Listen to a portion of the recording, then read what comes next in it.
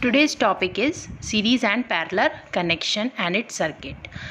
देखिए, एलिमेंट्स जो भी सीरीज़ में लगे होते हैं उनको हम सीरीज़ कब बोलते हैं? जब सेम करंट उनके बीच में से फ्लो करता है। और एलिमेंट्स पैरेलल में कब होते हैं? जब उनके बीच में से सेम वोल्टेज फ्लो करता है। तो भाई इस चीज़ को आप बहुत ध्यान से समझिएगा, क्योंकि आगे जो मैं इसका डेरिवेशन बताऊंगी उसके लिए आपको ये 2 पॉइंट्स बहुत अच्छे से याद होने चाहिए।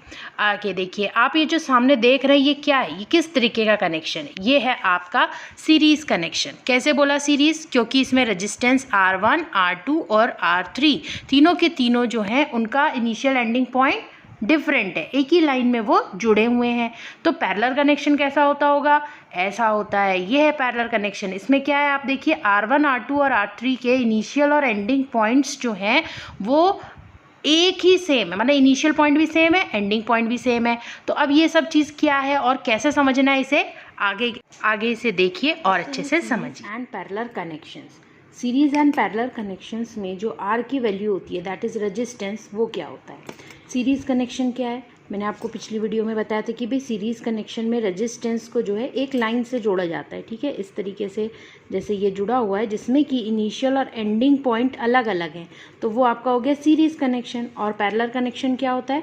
पैरेलल कनेक्शन का मतलब होता है जिसमें कि दो पॉइंट्स के बीच में आपके रेजिस्टेंस जो है उनको जोड़ा जाता है, तो ये हो गया आपका पैरेलल कनेक्शन। ओके, अभी देखिए इसके बाद क्या है कि आप सीरीज़ और पैरेलल कनेक्शन में दोनों में रेजिस्टेंस की वैल्यू क्या निकालेंगे।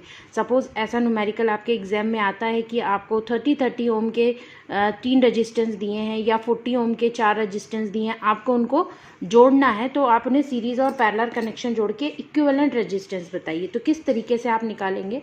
हालांकि डेरिवेशन आपके एग्जाम के पॉइंट ऑफ व्यू से इतना इंपॉर्टेंट नहीं है, लेकिन फिर भी आप इसे समझिए। देखिए ये आपका हो गया सीरीज़ कनेक्शन, ठीक है। ये हमने यहाँ पे 3 रेजिस्टेंस जोड़ रखे थे। ये हो गया प्लस बड़ा वाला, माइनस छोटा वाला, ये आपकी बैटरी हो गई V, और यहाँ से जो है करंट निकल रहा है, ठीक है, करंट I निकल रहा है। ये क्या है भाई? R है, तो R पहला वाला R है तो R1 लिखेंगे, ये दूसरा वाला R है तो R2 लिखेंगे, और ये तीसरा वाला R है तो हम इसे R3 लिखेंगे। अब देखिए क्या होता है कि ये जो वोल्ट है, करंट वोल्टेज यहाँ से जो बैटरी से निकल रहा है, ये वोल्टेज यहाँ पर आ रहा है, ठीक है। पहला वाला रेजिस्टेंस सबसे ज़्यादा वोल्टेज ले रहा है, दूसरा वाला उससे कम ले रहा है, तीसरा वाला उससे कम ले रहा है, ठीक है। तो यहाँ पर क्या हो रहा है कि पहले वाले में जो वोल्टेज की वैल्यू होगी वो होगी V1, और दूसरे वाले में वोल्टेज की वैल्यू होगी V2, तीसरे वाले में वोल्टेज की वैल्यू होगी V3। और I का केस अगर हम देखें तो I यहाँ पे आ रहा है, वही करंट इसमें जा रहा है, वही करंट इसमें जा रहा है, और सेम करंट इसमें जा रहा है, यानी कि I remains unchanged in the case of series connection. तो ये याद रखिएगा, जो इम्पॉर्टेंट चीज़ ये है कि V जो है वो आपका डिफरेंट होता है, किसमें? सीरीज कनेक्शन में वोल्टेज का डिफरेंस होता है, और पैरेलल में क्या होता है वो मैं अभी आपको बताऊंगी। देखिए फिर हम यहाँ पर क्या करते हैं कि भाई V1, V2 और V3 अगर हम इसकी ओवरऑल वैल्यू निकालना चाहें तो भाई हमें क्या पता है? हमें पता है कि V इज इक्वल टू होता है V1 plus V2 plus V3। अगर आप इक्विवेलेंट V निकालना चाहेंगे, ओवरऑल V कितना हो रहा है, तो आपको ये लगाना पड़ेगा। अब आपको ओम्स लॉ याद है क्या नहीं याद है? R इज इक्वल टू क्या था? R इज इक्वल टू था V अपॉन I, ठीक है। तो इस फॉर्मूले से आप R की वैल्यू निकाल सकते हैं। कैसे निकाल सकते हैं भाई? आप जरा V की वैल्यू निकालिए, इससे क्या हो जाएगा? V की वैल्यू हो जाएगी V is equal to RI। तो ये जो आपकी V की वैल्यू है इसको आप इधर रख सकते हैं। भाई V1 के केस में क्या हो जाएगा? R1I, ठीक है, क्योंकि I तो सेम है। और V2 के केस में क्या हो जाएगा?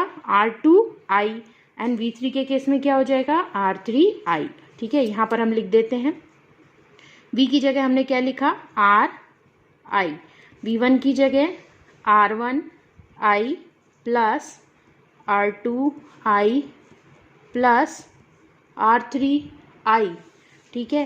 अब ये देखिए I जो है वो यहाँ पर कॉमन है, तो हम क्या करेंगे, इस I को यहाँ पर कॉमन निकाल लेंगे। देखो कॉमन निकाल लिया, ये हो गया R1 plus R2 plus R3, I से I कैंसिल हो गया, तो R इज इक्वल टू क्या हो गया? R1 plus R2 plus R3। तो इक्विवेलेंट जो हमारा आया वो क्या आया?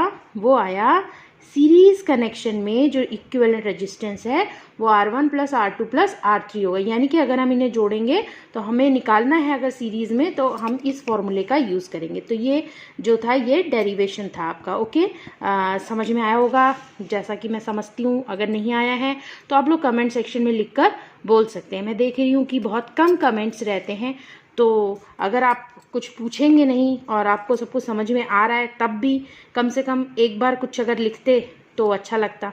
ठीक है, ओके। यहाँ पर देखिए कि ये अब मैंने आपको सीरीज़ बता दिया, अब मैं आपको पैरेलल बता रही हूँ। 2 पॉइंट्स के बीच में हमने क्या कर दिया भैया, रेजिस्टेंस R1, ये हो गया R2, ये हो गया R3, इसको जोड़ दिया। ठीक है, अब यहाँ पर देखिए प्लस बड़ा वाला माइनस छोटा वाला, तो इनको जोड़ दिया। अब जोड़ने के बाद इस केस में क्या होगा भैया, इसमें V जो है वो यहाँ से बैटरी से निकल रहा है। अब आप देखिए कि यही V जो है प्लस वाले से ये सारे के सारे तीनों जुड़े हुए हैं और माइनस वाले से भी यहाँ जुड़े हुए हैं। तो इस केस में क्या होगा कि V जो है वो रिमेन सेम, इसमें भी वही V जा रहा है, इसमें भी वही V जा रहा है, इसमें भी वही, तो V में कोई चेंज नहीं होगा। लेकिन I के केस में क्या हो जाएगा कि I भाई यहाँ से आ रही थी और इस पॉइंट पे आके उसको 3 पार्ट्स में डिवाइड होना पड़ रहा है। तो यहाँ पर वो हो गई I1, इधर पे हो गई वो I2 और यहाँ पर हो जाएगी I3। और फिर क्या होगा, फिर यहाँ पे जब वापस इधर से घूम के इधर आएगी तो फिर से दोबारा से I बन जाएगी। तो हमें इसी चीज़ को ध्यान रखना है कि सीरीज़ कनेक्शन में सीरीज़ कनेक्शन जो था ये सीरीज़ कनेक्शन, इसमें वोल्टेज डिफरेंट होता है और पैरेलल कनेक्शन में करंट डिफरेंट होता है। ठीक है, अब आप देखिए इसको कैसे करेंगे। अब इसका अगर हम ओवरऑल I की वैल्यू निकालना चाहें तो वो हो जाएगा I1 plus I2 plus I3। ठीक है, अब आप देखिए I की वैल्यू क्या होती है, ओम्स लॉ से निकालिए, V is equal to RI होता है, तो I इज इक्वल टू क्या हो जाएगा, V अपॉन R। तो यहाँ पर हमने लिख दिया V अपॉन R। यहाँ क्या हो जाएगा, यहाँ पर हो जाएगा V अपॉन R1, क्योंकि V की वैल्यू तो सेम है लेकिन R1, R2 और R3 अलग अलग हैं। और यहाँ पर क्या हो जाएगा V अपॉन R2 और यहाँ पर क्या हो जाएगा V अपॉन R3। अब आप देखिए V कॉमन है ना, तो इसमें से V को बाहर निकाला, ये हो गया 1 अपॉन R, और इधर से V को बाहर निकाला तो यहाँ हो गया 1 upon R1 plus 1 upon R2 plus 1 upon R3। V से V कैंसिल हो गया तो क्या आया, 1 upon R is equal to 1 upon R1 plus 1 upon R2 plus 1 upon R3। तो ये आपका जो है ये डेरिवेशन हुआ कौन से कनेक्शन का, पैरेलल कनेक्शन का। ठीक है, तो अब आप देखिए सीरीज और पैरेलल में डिफरेंस आते हैं एग्जाम में, तो इसकी भी आप इस कर सकते हैं कि सीरीज कनेक्शन में current remain same while the voltage there is a difference in a voltage. ठीक है, in parallel connection current remains different while the voltage remains same. ठीक है, अब आप देखिए कि ये जो हैं ये तीनों हमने कैसे जोड़े हैं बेटा, ये हमने जोड़े हैं पैरेलल कनेक्शन में, और यहाँ पर हमारा इनिशियल एंडिंग पॉइंट सेम है।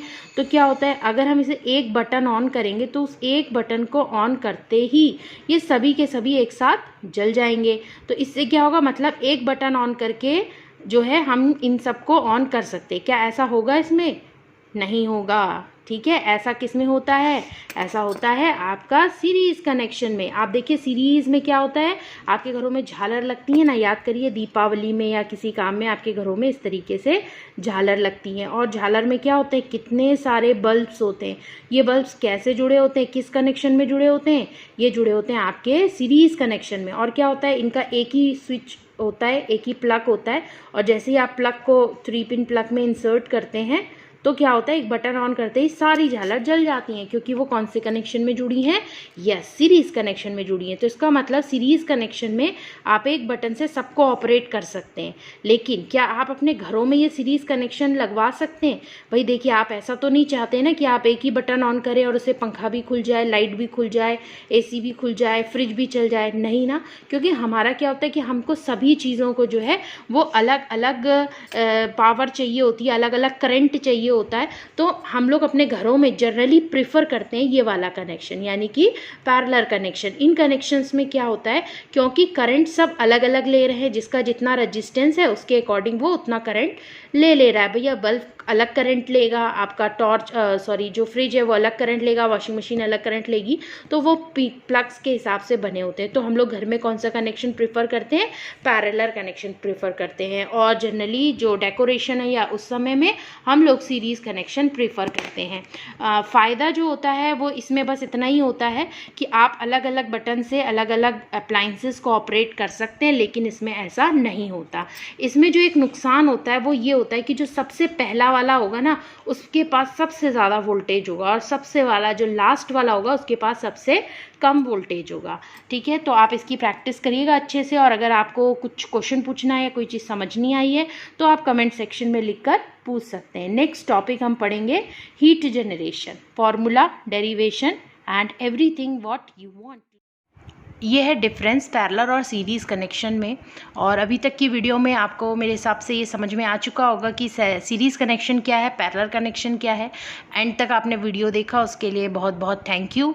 और अगर आपको ये समझ में आ रहा है तो आप मुझे बताइए कि आपको आ रहा है, और अगर आपको नहीं समझ में आ रहा है तो एटलीस्ट आप मुझे ये बताइए कि आपको क्या समझ में नहीं आ रहा है, जिससे मैं आपकी आगे आने वाली वीडियो में आपकी जो भी प्रॉब्लम है उसे सॉल्व कर सकूँ। Okay, till then bye bye, thank you.